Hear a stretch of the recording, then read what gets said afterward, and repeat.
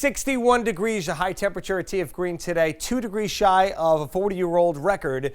We go back to 50 tomorrow, still pretty nice, 45 on Thursday, and then we start to get the wintry weather back. 38 Friday, your high, barely at freezing on Saturday, and then Sunday, yikes, flip those numbers around. A high of only 23. It's going to feel colder than that. So we've got our next system that comes in tomorrow night. That's a rainstorm. Then we're watching for a pretty interesting setup here for the end of the week. You got this cold plunge of air. Notice those black colors up there? That's the real core of Arctic air. That's the polar vortex.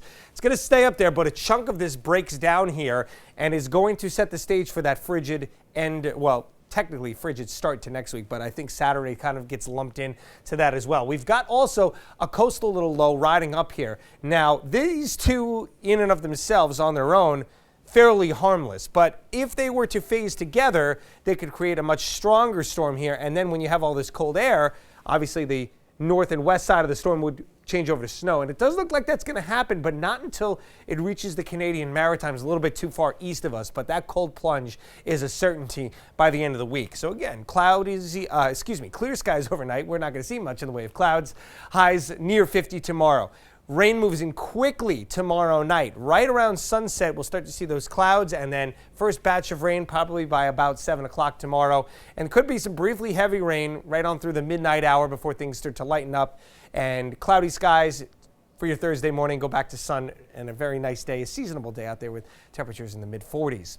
Clouds come back for Friday, maybe a little bit of sun in the morning, and then we're going to watch for some little sprinkles or rain showers that could then mix with snow showers later in the day. Again, depending on how these two storms interact with each other, doesn't look like that phasing, though, is happening over us that we would need for a big snow. It looks like it's going to, again, amplify that storm as it pulls away up into the Canadian Maritimes and out into the North Atlantic. But again, with all that cold air, we could see a little moisture changing over to snow. It's more so going to be inland here, but we'll watch to see maybe if we get a slushy coating or an inch, things like that. I don't anticipate a big storm here. We need some really big changes, and now that we are only a few days away from it, the chances of a big snowstorm are dwindling out there. But again, certainty of the cold weather remains. Single-digit wind chills on Saturday evening, sub-zero by Sunday morning, and these all are going to stay in the single digits, whether it be positive or negative throughout the day on Sunday and right on into Monday as well. Now, even though we do have this batch of cold air,